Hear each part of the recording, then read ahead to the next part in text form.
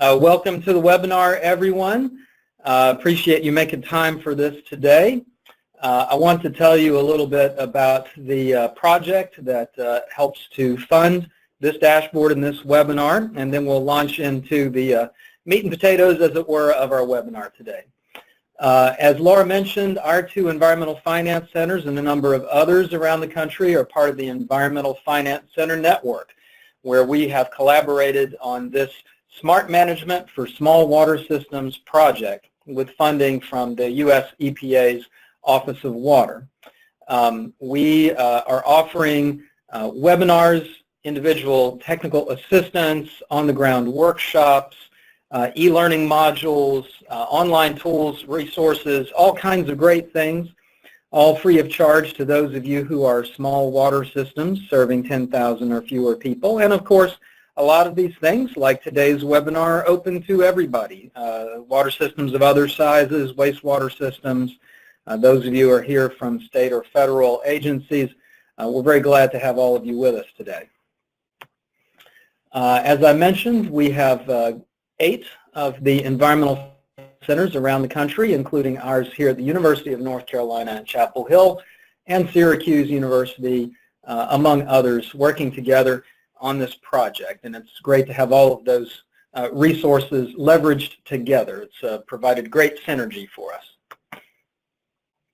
The project allows us to work in a number of different areas to help small water systems with fiscal planning and rate setting, which relates to today's webinar about the dashboard, asset management, energy management, multi-funding coordination, non-revenue water, aka water loss reduction, regionalization and regional partnerships, and many others. Our Environmental Finance Center here at the University of North Carolina at Chapel Hill, we have a saying, how you pay for it matters, because we're dedicated to enhancing the opportunities and the capacities of small water systems to provide their very valuable services in fair, effective, and financially sustainable ways. And that's me, fourth from the left there, along with my great colleagues here from Chapel Hill. Some of you on this webinar may or may not have heard about, there was a basketball game last night that my Tar Heels were playing in, and well, we are a little bit in mourning today, so, you know, in observation of that, in case any of you out there are sympathetic, I thought I'd show you a picture of the campus today. So there it is, pretty much how folks are feeling here. But unlike nuclear war, everybody's still alive, so I have to remember it's just a game. But back to the serious stuff. Our objectives for all of you today on the webinar are to help you become familiar with the features and benefits of our North Carolina Residential Water and Wastewater Rates Dashboard, to help you use it to compare your system's rates with those of other systems, but also with more internal kinds of benchmarking, such as financial benchmarks. We have rather a lot of them in the dashboard. With financial benchmark data we are able to obtain from the Local Government Commission and the State Department of the Treasurer here in North Carolina, who are always great partners with us, and we're very grateful for them and their important work.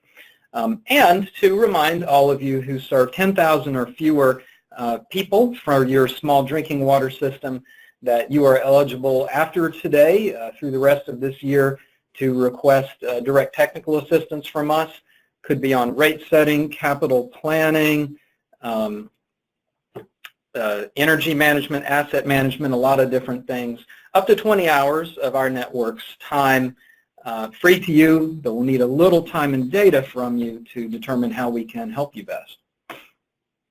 We have a few polling questions that we would like to launch, and I know my colleague Laura is going to launch the first one right now to help us to get to know you better, who is on the call with us today. So you should be seeing one right now to ask what kind of water utility do you represent? Are you a for-profit, a municipality, a not-for-profit, a special purpose district, or some other category, or not a water or sewer utility? I realize I probably should have put county in here as an option too, so sorry about that. If you're a county, feel free to go ahead and answer the municipality one because you're both local government systems. All right. Well, Laura, how about we close that and show people the results? All right. Well, we should be seeing almost 60% of y'all are from municipalities or counties, and about a quarter of you are not a water or sewer utility, and then a handful of you are utilities in the other categories. So thanks very much for sharing that.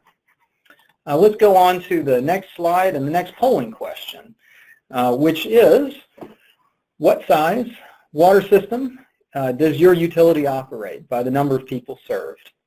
Assuming you are a water utility, of course, but we've got 4 size categories here, or the 5th option if you are not a water and or sewer utility. Obviously, the first 3 of these, very small, small, and medium, all would qualify as what the EPA, under the terms of our project funding with them, calls small water systems. And then the large are very large, not small water systems. If you are a larger water system and would like some assistance from us, please still contact us. We'll look for a different way to help you. But Laura, let's launch the results of that. Great. Okay, so a nice distribution of sizes there. Good to have that variety in those of you joining us today. We've got a third polling question to keep helping me and Laura to get to know you better who are with us today. So Laura's going to launch that third one now to ask you, what utility management and finance topic are you most concerned about?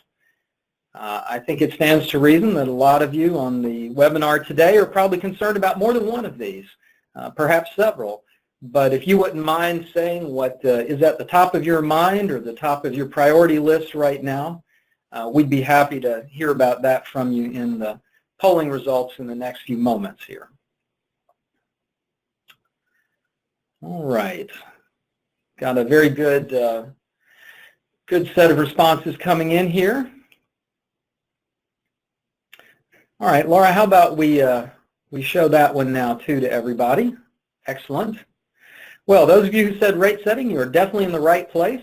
But guess what? There's no wrong answer to this question. So those of you who said the other things, affordability, communication, cost recovery, that's all reflected in our dashboard as well. So you're still in the right place. All right. So moving right along, our water rates survey this year profiled water rates effective as of January of this year, of 2016, for water and or wastewater systems of all sizes in the state of North Carolina. And together with our great partners from the North Carolina League of Municipalities, they and we at the Environmental Finance Center here at UNC finished up that survey earlier this year. That survey has given us results from 418 residential drinking water and or wastewater utilities. We also collected the other kinds of rates like the commercial rates, but the dashboard just reflects the residential rates. Also, we equate this number to roughly 80% of, apologies, that should say North Carolina, not Massachusetts. That was my last webinar. We'll clean that up for you on the archival copy of these slides. But about 80% of all North Carolina community water systems based on the CIDWIS database, and all kinds of different systems, municipalities, special purpose districts, for-profits, other kinds of systems as well. You can access the North Carolina rates dashboard through the EFC's website. Just go to EFC.SOG.UNC.edu and search for it. Right now it's at the top of the web page where it's easy to find, but we have that top of the pile stuff change the focus during the course of the year. This is not our only water or wastewater rates dashboard. I know there are a few of you tuning in from other states. We also have them for Alabama, Georgia, and a whole host of other states, as well as one for our neighbors to the north in Canada. And we're going to be rolling out 1 or 2 more states during 2016, actually. All of our dashboards are free, online, open to the public. There's actually an exception to that. The Canadian one, you have to have a login to get that one with our contract with the funder there. But all of the states here in the U.S., all free, online, open to the public rates dashboards. You can compare against many different system characteristics, utility finances, customer base, socioeconomic conditions, geography, even history in some cases, like in the Texas dashboard. You can compare yourself to similar utilities by service population, water source, using the same rate structure, customer income, same type of utility in terms of ownership type, or geographic radius as well. Now we are going to leave our slide deck behind temporarily.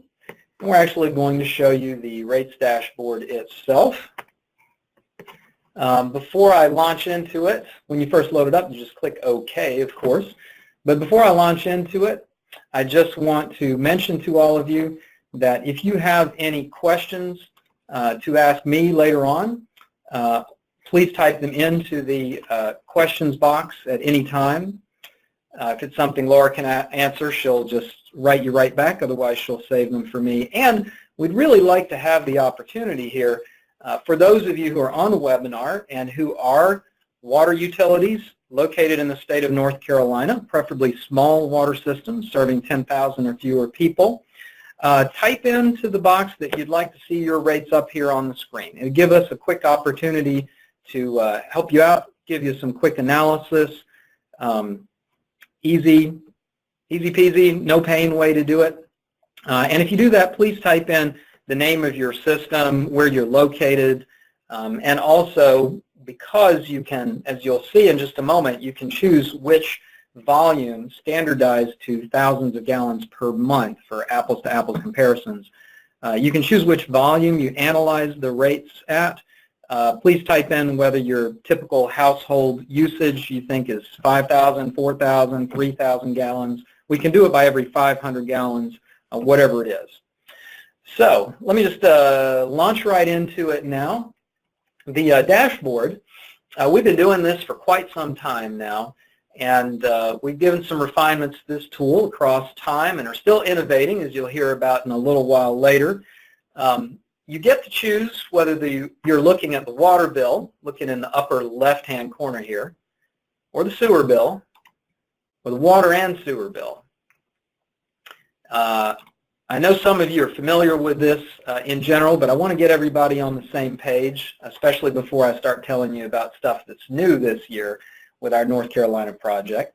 And you can slide the usage, again, however you bill your customers. We have standardized it here with the math to be thousands of gallons per month.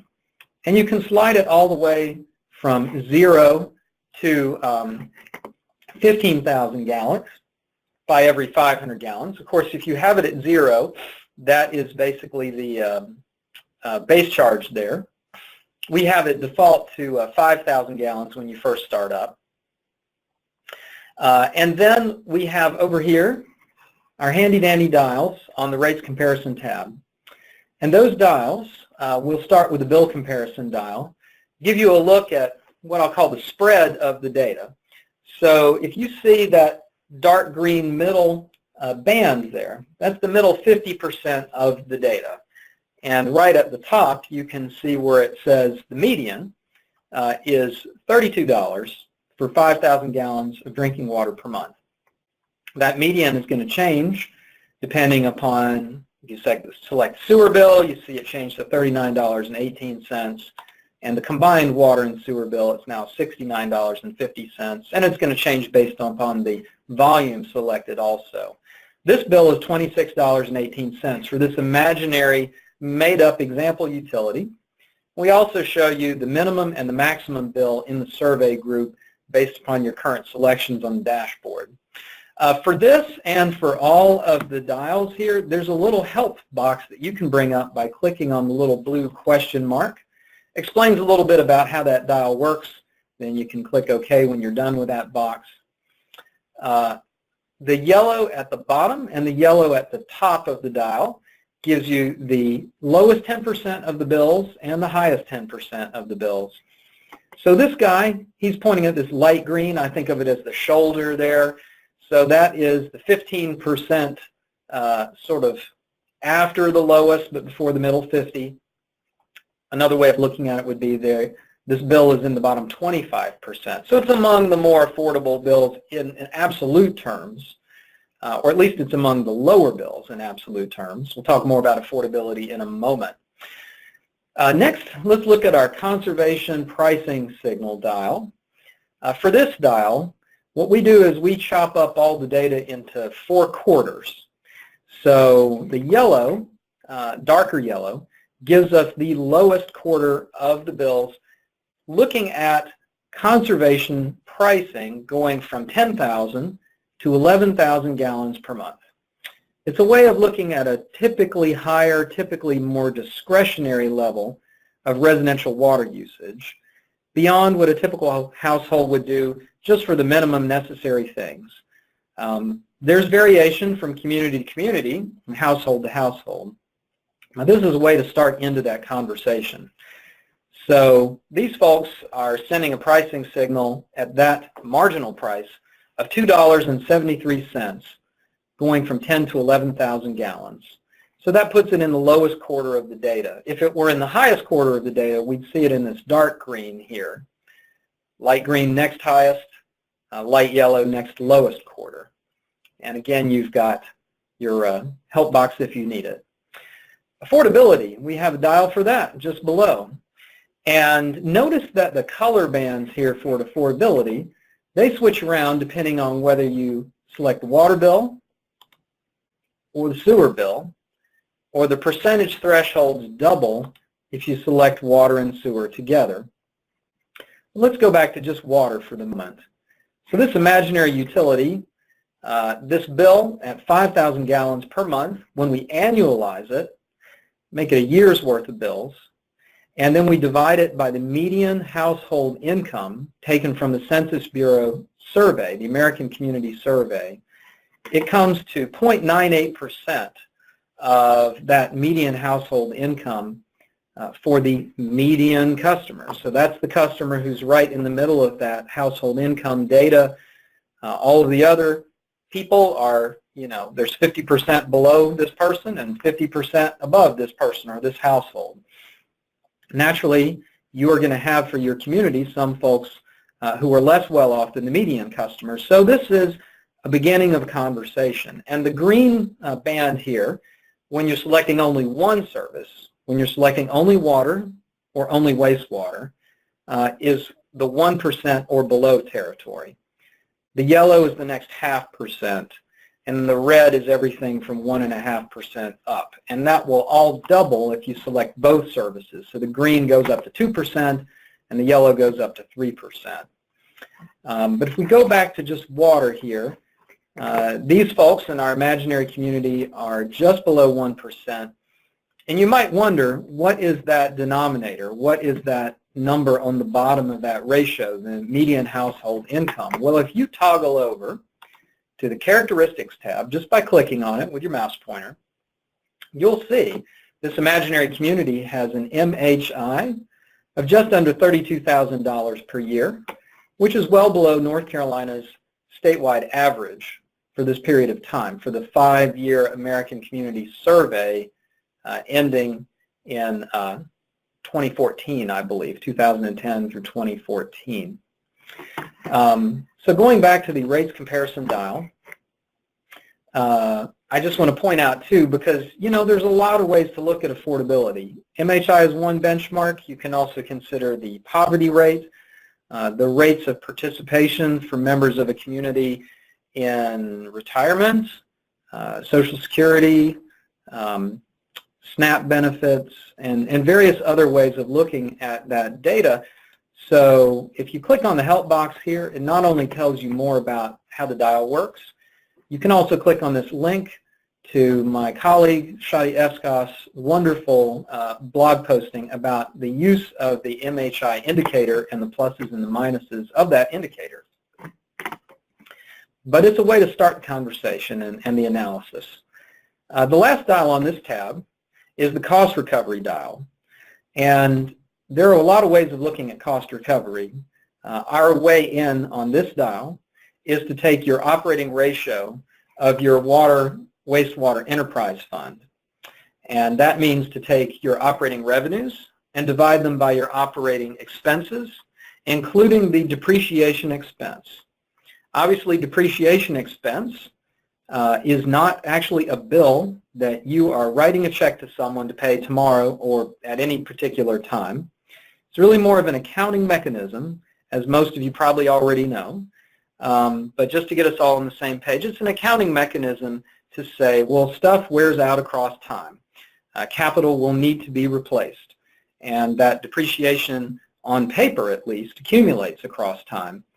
As a result of that, what we've done here with the colors on this dial is to say, well, if you've got an operating ratio of 1.0 or less, you know, this could be a cause of concern, because if you write at 1.0, you are just covering your actual operating and maintenance bills and your estimated depreciation, but nothing more than that.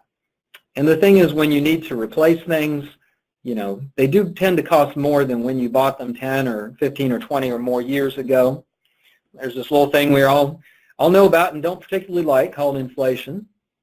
And your system may have expansion needs, long postponed maintenance, or capital projects. So we get you past this yellow zone here into the happy green zone at 1.2. It's our way of saying, all of the things being equal, if the revenue that comes into your fund, your enterprise fund from your rates, exceeds your basic O&M by 20% or more, it's probably a good proxy for you're putting some significant money into your capital improvement fund across time, so that you're going to be able to keep your system in good shape and continue providing those valuable water and wastewater services to your customers and protecting public health and all those good things. Granted, some of you may not be so much in need of a proxy because you've already got very active capital plans going. You've got cash and or debt funded projects going. You've got plans out 5, 10, 15, 20 years in the future. So we also have another set of financial dials on the Financial Benchmarks tab. I'm going to show you that in just a moment too.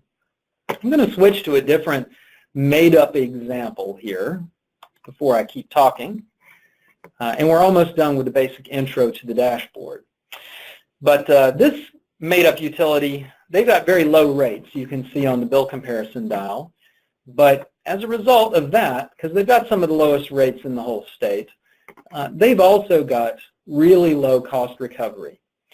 They're only bringing in 54 cents of revenue for every dollar of O&M expenses plus the depreciation expense.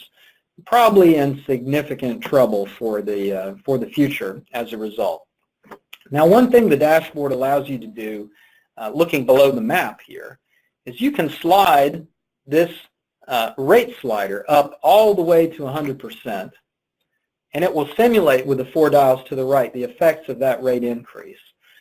We project that rate increase will bring in more revenue for you, of course, but we've taken a poke at the laws of supply and demand here.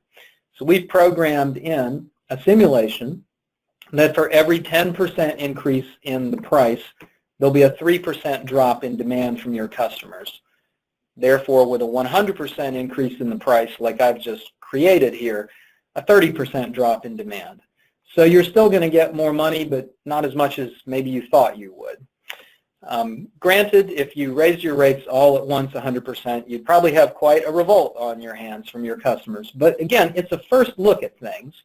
And with both the cost recovery subject and the affordability subject, we have more freestanding and sophisticated Excel tools that we can use to help you with analyzing those things in more detail. The map also, it's not just a static map, it's a live map in the sense of it shifts around with what you choose on the dashboard, and you'll notice you can actually point at and click, and it will take you to that utility. You can also use the drop down here by scrolling, or you can actually just start typing in and it will find your rate structure if you were in the survey. In a few minutes, I'll be asking again for volunteers who are small water systems here in North Carolina to show your examples of your rates and give you some quick and I hope helpful feedback and reflection. But I want to show you the financial benchmarks tab that we're pretty proud of. And this tab right here gives you that same cost recovery dial you were just looking at in the lower left here, including the depreciation. But we also give you a flavor of it in the upper left that is just your operating revenues over your operating expenditures. So it's just the bills you actually have to pay. It does not include depreciation. And for all 8 of these dials, again, we've got some handy-dandy help boxes here you can click on. For those of you who are carrying long-term capital debt, we have a debt service coverage ratio dial. Of course, some of you won't have any indebtedness, but if you do, it will show you your operating margin, which is to say your operating revenues minus your operating expenses, not including depreciation, divided by your annual principal plus interest payments on long-term debt. And this is a ratio that a lender might look at if you are applying for some funding or additional funding from them, like a loan application. The threshold that each lender might look at could vary. We have here a benchmark of 1.25 as one of the ones you come across in the industry. It's frequently a good thing to be at or above that. Others, it might be 1.2. It will vary depending on the lender. There's also a quick ratio. These guys in our simulation, we don't have the data for them for that, but here for a different example, we do. And with the quick ratio, it's your current assets excluding inventories and prepaids divided by current liabilities. It's a way of looking at your liquidity of can you pay things quickly in the short term. Days cash on hand, we'd like to see folks who have got at least 180 days worth of cash, all other things being equal. So at least half a year's worth of cash so that if your revenue just shut down completely today because there was a total disruption to your operations, you'd still be able to pay your bills for 6 months. What that target should actually be, it depends upon you and your philosophy and your needs at your utility. Then we also have measure of leverage, debt to equity ratio, asset depreciation. Basically, once you've used up over 50% of the estimated life of your assets on paper, you might be getting some concern there about needing to refresh the assets with some capital reinvestment and net transfers in and out of the enterprise fund if that's available, such as transfers between enterprise fund and the general fund. We were showing you the characteristics tab just a moment ago, gives some basic summary stats about your utility. We have a handy-dandy links tab here with links to, among other things, the Local Government Commission's Financial Condition Dashboard, the League of Municipalities, a link to request direct assistance for small systems under our EPA-funded project.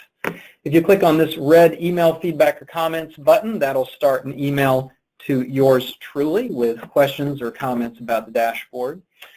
And finally, I want you to see, we're going to have to bring up an actual utility for this one. We have different comparison groups when you're not looking at one of the made-up examples, that is. So similar number of accounts puts you in a band there, in this case between 3,000 and 10,000 accounts. Similar revenue generation, same council of government, same watershed, which we get from U.S. Geological Survey's data. Same water source, rate structure, customer income, economic tier counties, and 3 different flavors of the geographic radius. You also, if you're not included in here because you didn't respond to the rate survey, you can click on Edit Data or Add Utility, and you can create a new utility from scratch. It's just on your machine, and it's only temporary. You're not writing data to our database. And it'll only stay on your machine until you clear your cookies, and then it will go away. Instead of inputting one from scratch, you can also take the current utility and you can clone it. Again, this is just temporary, only on your own machine. and let's say you had more current financial data than we were able to get. For example, you could adjust the revenue numbers, you could adjust the expenses numbers, the MHI we get from the Census Bureau, any of these kinds of things. Hit save, and then it will show you that temporarily on your screen on your computer. So that is basically how the dashboard works.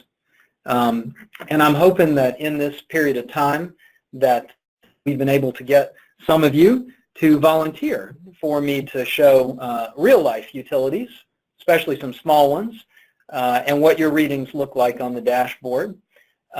Laura, do we have any volunteers / do we have any questions or comments from folks? Yes, we have a fair amount of volunteers, so I'll give you the first one. It's Beach Mountain, North Carolina. Beach Mountain, and I think that's B-E-E. Yes, it is. Mm-hmm. Okay. All right. Well, thanks for volunteering, folks. I appreciate it. Beach Mountain, we can see, has got 1,800-ish accounts, 2,400-ish service population. I should say that those numbers we pulled from U.S. EPA's Safe Drinking Water Information Service database, which can be a few years out of date by the time they collect the data and then report it out from different methods of data collection. So if you find that these numbers are way, way off, that's probably why. And that doesn't happen very often, but every once in a blue moon it will. You can always send us a correction request. But clearly a small water system for Beach Mountain. Let's see, do they also offer wastewater? They do. So we'll look at both of those sides of the picture. And Laura, did they say what volume they would like this analyzed at? It looks like 3,000 gallons. Thank you. Mm-hmm. All right, we're going to slide that down to 3,000 gallons then. All right, well, starting on the drinking water side of things, and we're going to compare to all utilities right now, we see that in absolute terms, the $35 a month bill for drinking water for Beach Mountain is on the high side in the survey group. It's in the top 10%, but it's never a good idea to look at this bill, this dial all by itself. With all four of these dials, it's really helpful to think of how do they all relate to each other and what kind of story is that telling. So, for example, if the conservation of scarce drinking water resources is an important issue in your community in Beach Mountain, well, you're sending a very strong conservation pricing signal at that going from 10,000 to 11,000 gallons per month increment. You're sending a very strong, in the top quarter of the data, conservation signal. So you're promoting good drinking water conservation there, and that seems like a plus. On the side of affordability, despite the somewhat high bills in absolute terms, they are looking pretty affordable for the community there, for the median customer. Now, always bearing in mind, there could be a lot of customers who are well below the median, but 0.61% is the bill there. And again, we refer to the characteristics tab. We see that Beach Mountain's median household income is more than $20,000 per year higher than the statewide average. And so in that sense, you know, the higher bills are bearable for those median customers and are probably serving well to promote the financial health of the system. And that's indeed how it looks looking from this one cost recovery dial here. So this ratio looks very healthy at 1.36. It's well into that green range. It starts at 1.2. Let's glance at the sewer bill also. And we see a similar bill here in the absolute number, but in a different band because it's in that middle 50% dark green band there on the bill comparison dial.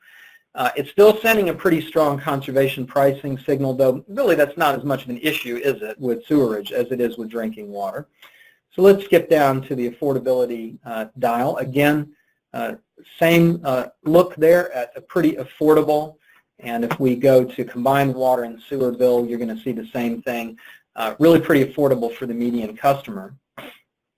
If we put it in a context of, say, similarly small systems by the number of accounts, you'll see that the dials move a little bit. in terms of the bill comparison dial and the conservation pricing signal dial. Let's go back to water only.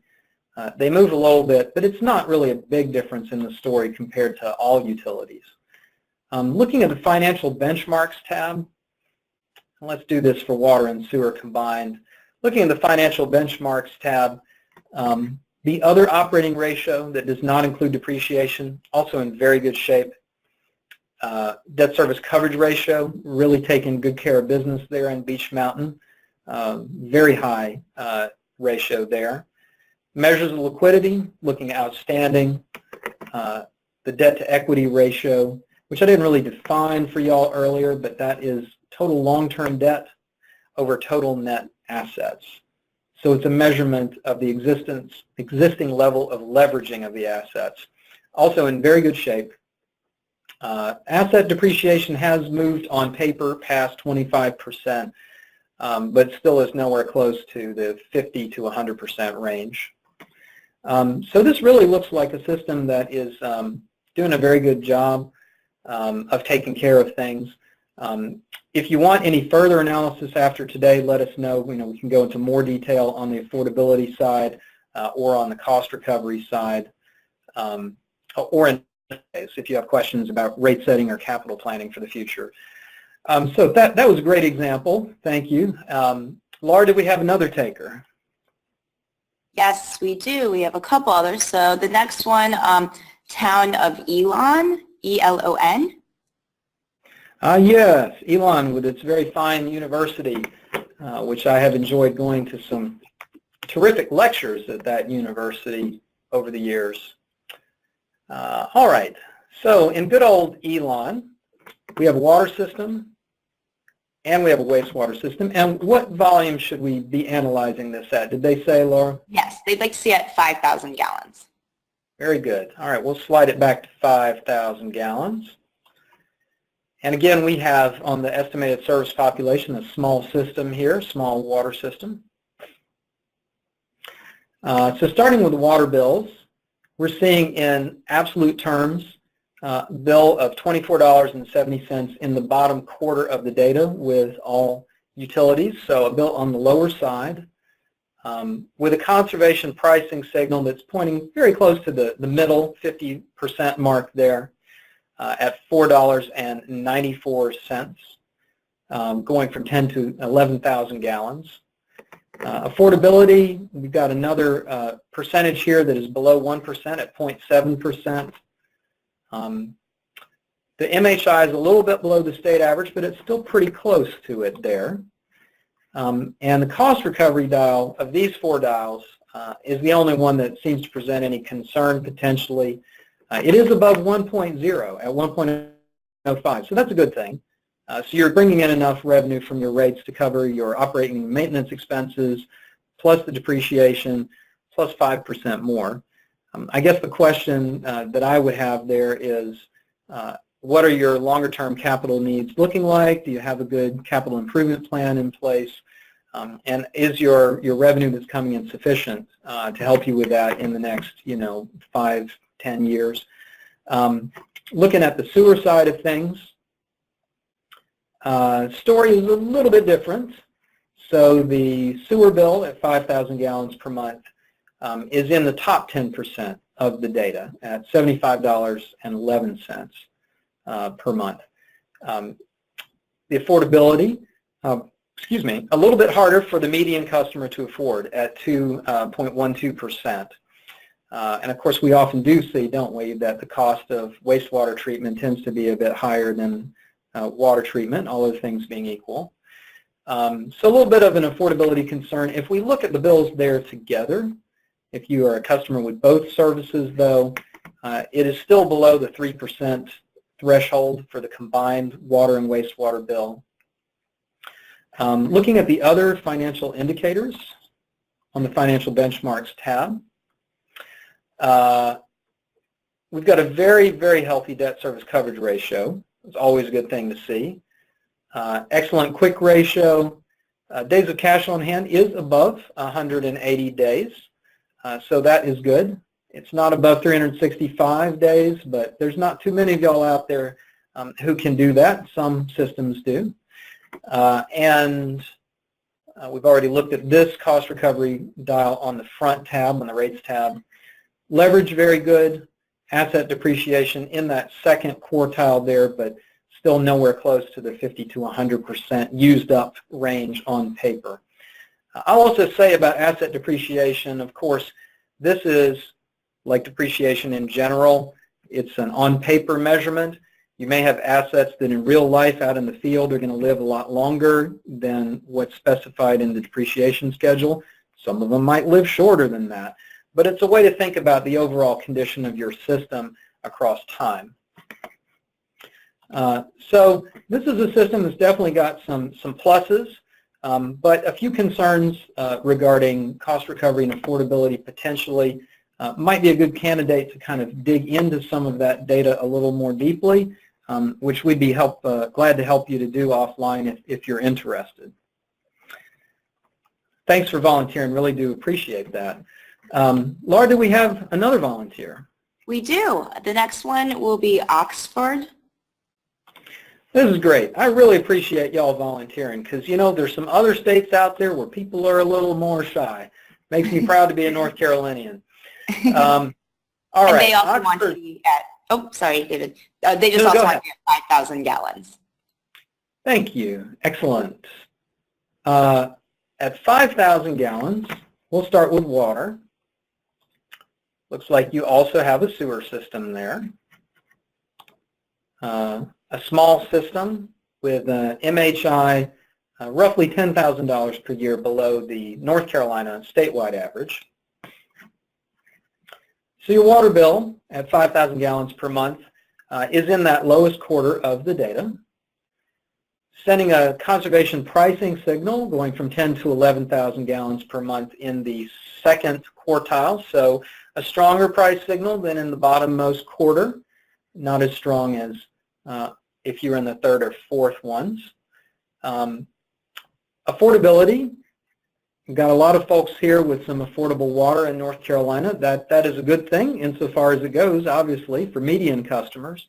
So again, we're under 1% here.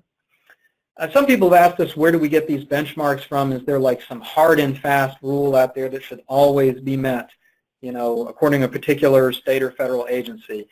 And as I was trying to get across earlier, it's not so much that there is a hard and fast standard that works for everyone in all times and under all circumstances. It's about that broader question of knowing your customers, knowing your community, thinking about the affordability for the typical customer and the spread of your customers across different income levels. How can you design rates that help to promote affordability throughout your community? So that's looking pretty affordable there, all other things being equal. The cost recovery, again, it's good news that it's above 1.0.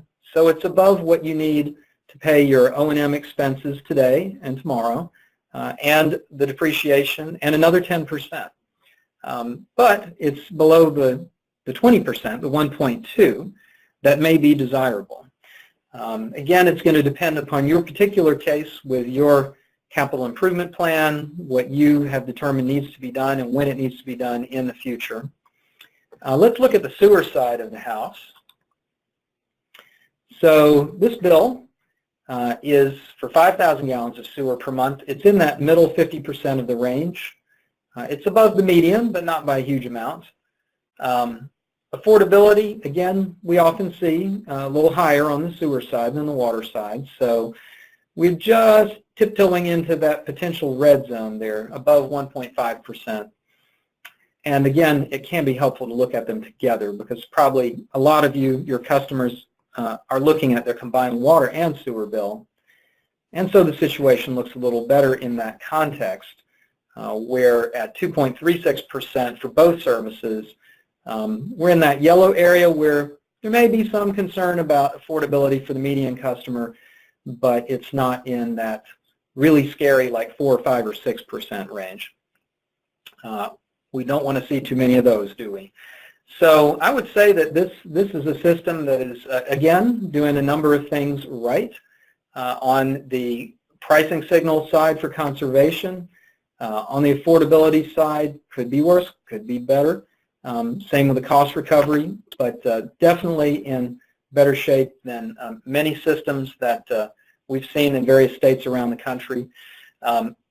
Like with the volunteers, might be an opportunity to dig a little bit deeper into the affordability data and the financial data and take a little more nuanced look at things, which again, if you're interested in that, please let us know because we do have that funding available for direct technical assistance above and beyond what we're doing right now during this webinar. I think we've got time for at least one more volunteer and also for some general questions. Do we have another volunteer, Laura? Yeah, we have a fair amount more volunteers actually, but we also have a couple general questions. Should I ask those first so we get this in? Yeah, and let me just say to all of you who are on the webinar today, all of you who are volunteering to have a quick analysis of your rates, and also all of you who are asking questions, we're going to end the webinar on time at 3 o'clock, but we will follow up with you offline in the coming days to address your questions and to reach out to help you with your concerns. But yeah, let's have a general question, please, Laura. All right, we have a couple. So the first one is, are you seeing any trends and rates across the system this year? That is a very good question. We've completed our analysis a little later than usual this year, so I haven't fully internalized the results of our research report and our tables. I will get back to y'all on that, on whoever the questioner is.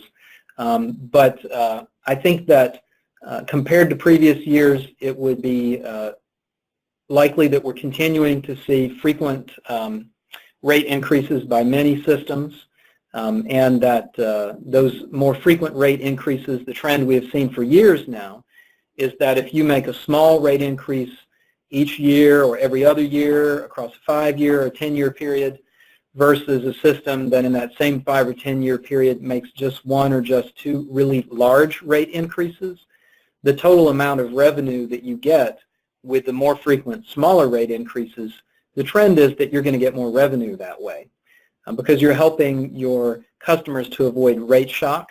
You're helping to deal with the laws of supply and demand, that if you raise the rates massively all at once, people are, to the extent that they can, probably going to cut back significantly on their water/wastewater usage, especially on the drinking water side. And so I'm sure that trend is continuing this year. I think we're also seeing a continuing trend that the smaller systems have, all the things being equal, some greater challenges than the larger systems do of maintaining this balancing act between affordability for their customers and bringing in enough revenue for their enterprise funds and the proper maintenance of their systems.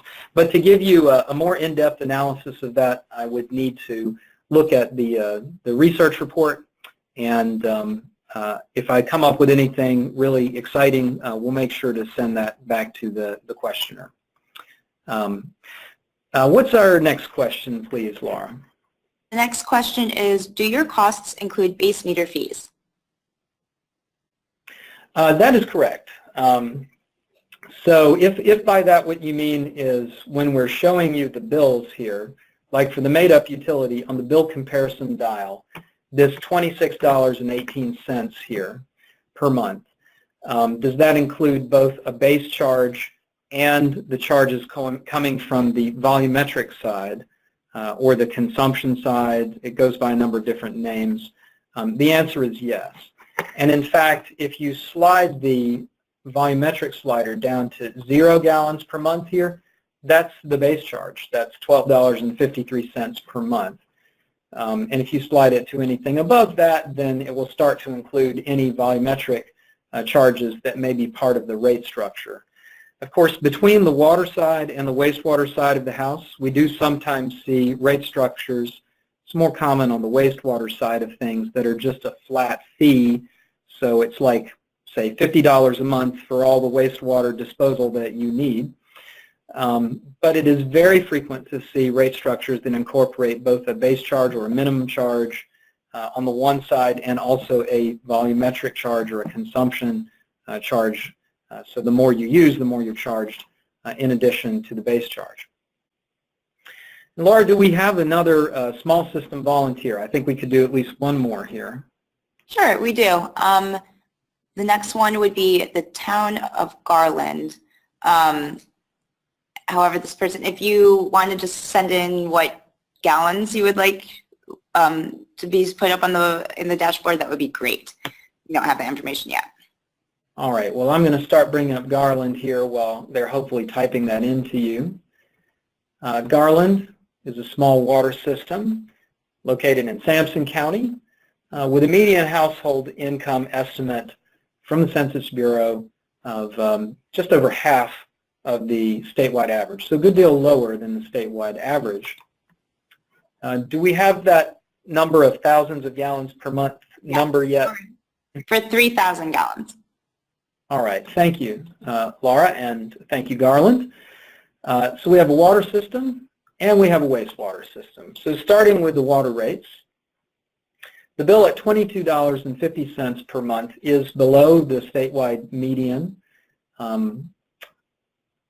but it's pretty close, though. It's pretty close to the median, and that puts it in that middle 50% of the data. The conservation pricing signal is in the lowest quarter of the data there. And of course, we know that different water systems are in different situations with their business cases and with what's going on in their communities.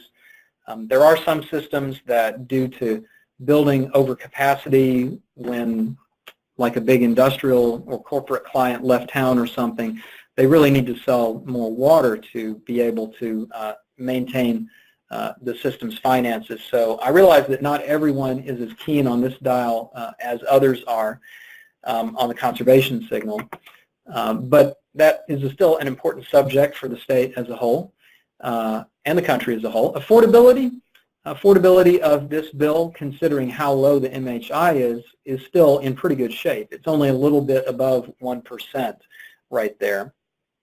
And cost recovery, as we've seen with a few other of our wonderful volunteers, there's the good news, which we're above 1.0.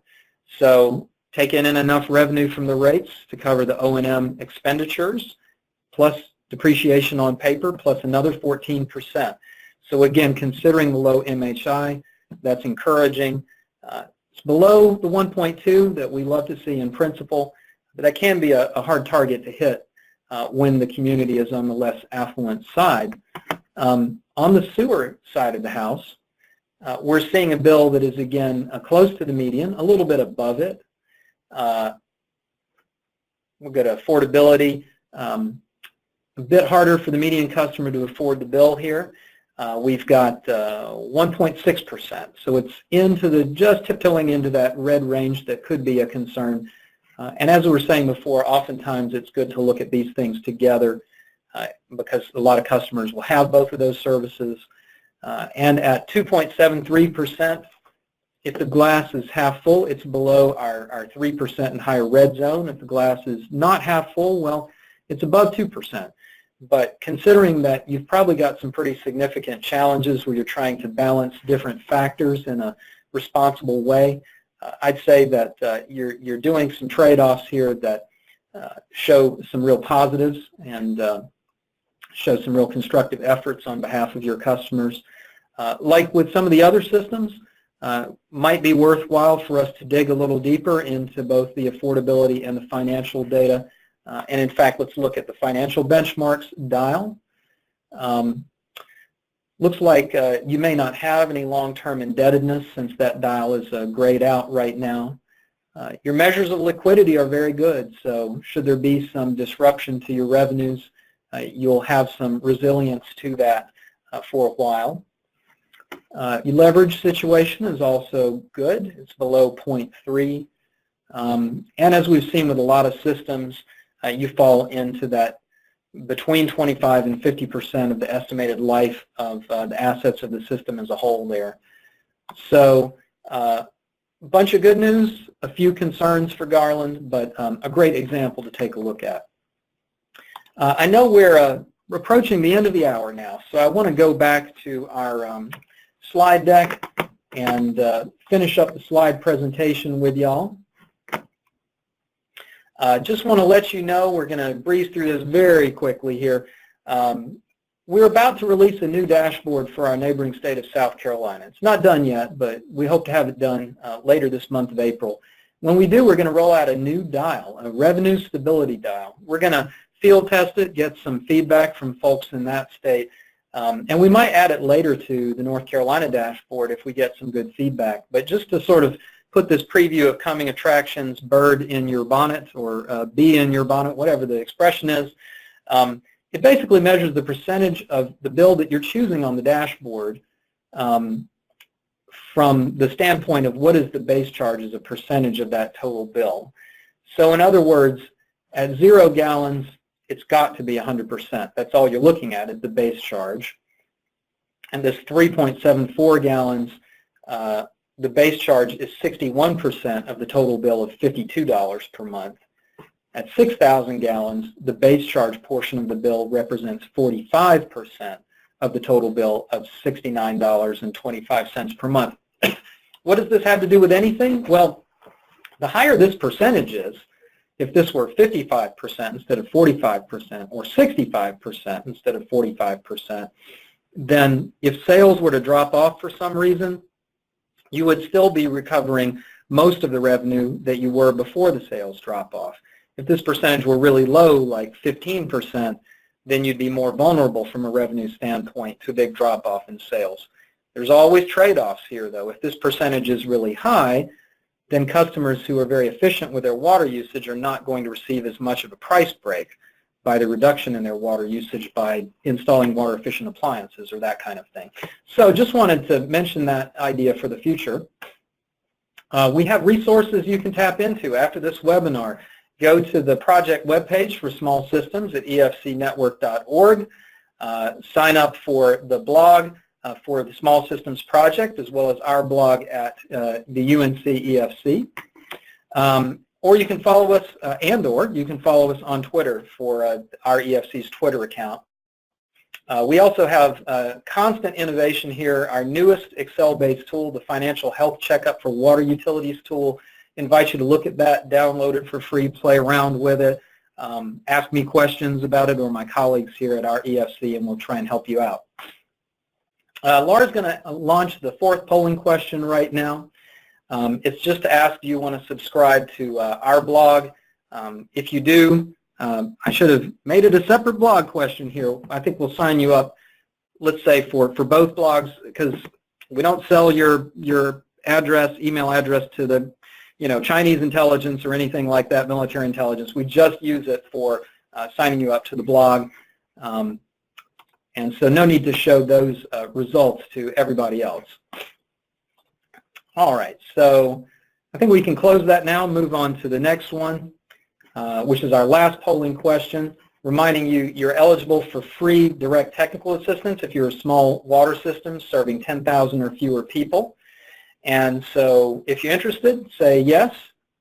If you're not, you can say no, or if you want more details, you can say not sure.